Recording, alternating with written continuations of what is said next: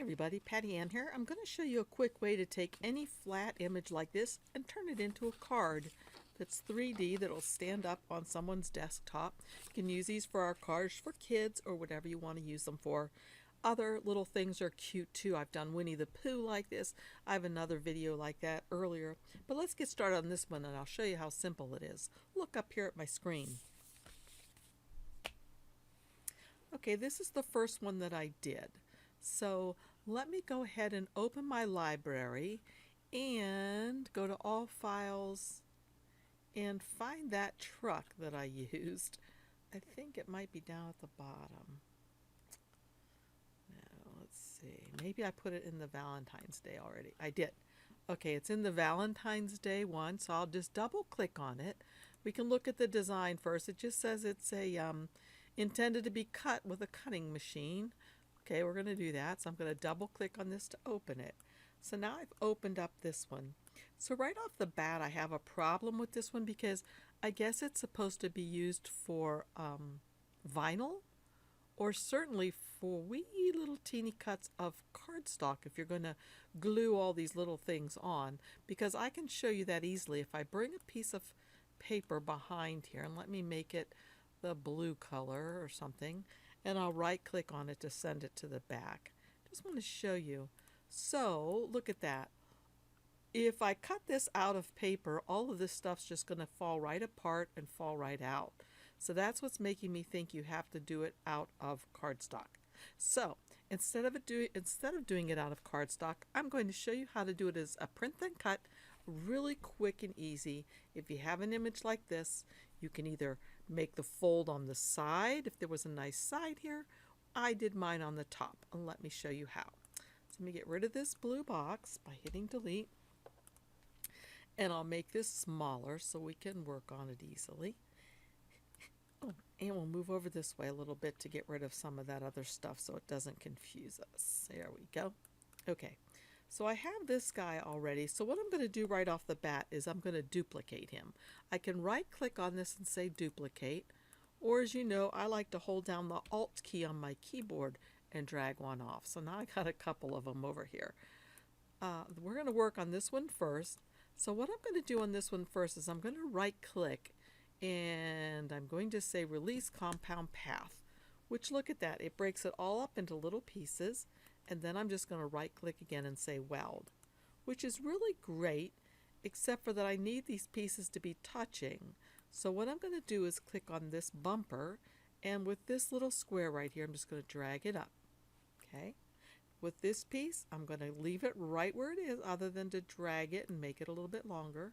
Same thing with this piece, drag it and make it a little bit longer. And now once I have all of these pieces ready, I'm going to grab all of them and just right click and weld. So that is going to be the top of my card. So if I have this piece here, or it's actually going to be the back of my card, I'm sorry. So what I'm going to do with this piece now, I'm going to make it a little bit bigger because this is going to be the backing. And I'd almost like it to be a little offset so that I don't have to worry about really trying to work really super duper hard trying to line this up. So I'm just going to make it white.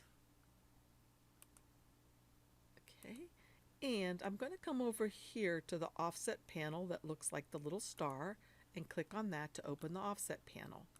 I'm just going to click on the word offset, and I'll just leave it as it's at its default size, and I'll just change its color to white.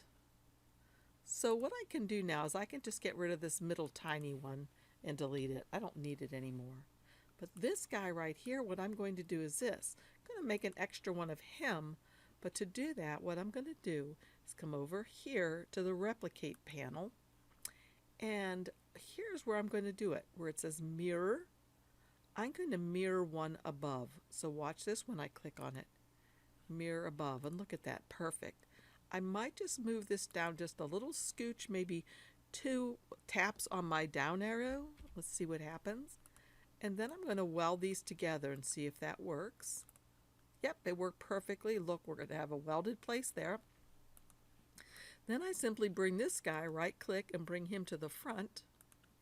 Bring him over here. Line him in there how he belongs. Right like that. And then I'm just going to group everything. Group. And this is now ready to go to be cut. Let me show you. Let's get rid of this. I'll move this one. Oops, I thought I had him grouped. Let me grab both those pieces. Grab him off here. I'm going to need to make him a little bit smaller probably. Let's move him over here first though. Yes, because to make the print then cut, I have cardstock that's 8.5 by 11. So that's the size sheet I have right here. And the way I did that was by coming up here to the page setup, and I changed here the first button. My machine is auto Cameo, cutting mat is auto Cameo. I made my media size, because that's the size of my cardstock that I have, I made it letter size. I also checked both of these boxes here because they help me to be able to see exactly where I can place this and have it cut properly. The other thing that I did is you'll notice these little marks right here. These are called registration marks. The way you turn those on is by coming over to the third little button here. Ordinarily it would say that they are off, but I want to go ahead and turn those registration marks on. So there we go. That shows us exactly where we can place our card to have it print then cut properly. So I need to be able to fit it inside of here. Nothing can go outside of this red line border, and nothing can go in the checkered mark. So I need to make it smaller. Okay, the next thing I need to do is I need to send this to my printer. So often people think when they get a new machine that their machine is going to print out these things, but you need to have a printer for this type of thing. So I would just come up here to File and Print, Preferences. Now I like to make mine high, which I didn't do before because I'm running out of ink, so you may have noticed that the colors are not very vivid. So I would make it on high, and then I always like to take a print preview. So I look like this so I can see. Nope, see it says my printer is low on ink. I know that. So the print preview looks like this.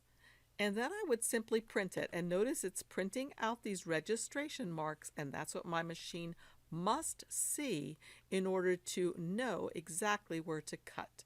So I would say print, and I'm going to do that. And let's continue on. Okay, this has been printed, and again, look at the registration marks.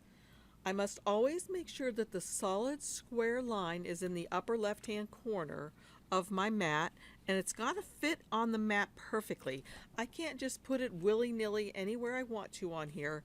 I'm going to put it up here, way up here, in the upper left-hand corner of my mat, making sure that it fits right over top of these lines just barely and centering it down. And now all I have to do is to send this, click on Send up here in the upper right-hand corner. And notice right now all of these red lines all over. Those lines are showing us where this is going to cut. We don't want all of these things to cut out. We just want the outer edge. We just want it to cut the edge. So I'm going to highlight this thing and then come over here. Right now it says Cut. I just wanted to cut the edge. I'm going to click on that. Look at that. And now it's just going to cut the edge like this.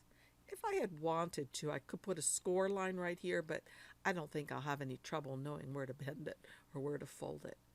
So the only other thing I have to do then is change this to the cardstock that I want, and it's on cardstock textured heavy. And I will just go to Send. I'll send it to my machine. It'll cut it out, and we'll end up with this cute little card down here. So that's it. Easy peasy. Okay, I had one last thing I wanted to show you about, and that is this. If you go to our Facebook group and join facebook.com/groups/cutting up with Patty Ann, and I'll have the link down below. I'd love to have you join us, especially if you like making cards and you like helping people out. We are doing this project called Cards for Kids. This is a project that's not only for kids, but it's for adults too. So I would love to have you come and look at this. Or if you go to cardsforkids.org, you can find out more about it. But what we're doing is we're going to keep track right here on how many cards we're making, and we've decided we're going to shoot for February to making more. We've already turned in 100 cards. And so what I ask that you do is when you make your cards, just sign up in the comments here and let us know how many you've sent in, because that helps us to keep an ongoing tally. Additionally, we do have this cute little logo available that we're all putting on the backs of our cards, because then they know that they came from our group at Patty Ann's place. So you can go to my website and download this little logo for free and put it on the back of your cards. And I'll show you in a moment what they look like.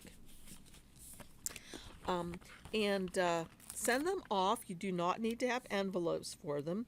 The only rule is the Cards for Kids people ask that we don't say anything to the kids like, I hope you're feeling better, keep your chin up, that kind of thing. This is just supposed to be encouraging. And if you get my newsletter, you should have gotten a newsletter yesterday that showed some samples of what they ask that we do for the cards. And it also tells where to send them. But please join this group and ask any questions. Try to keep it underneath of this comment that I have or this announcement that I have right here, so we can keep all of our information together about the Cards for Kids. So again, thanks a lot for joining me, you guys. If you have any questions, please put them down below or in the comment section, I should say. And that's about it, I guess. Thanks again. Bye-bye.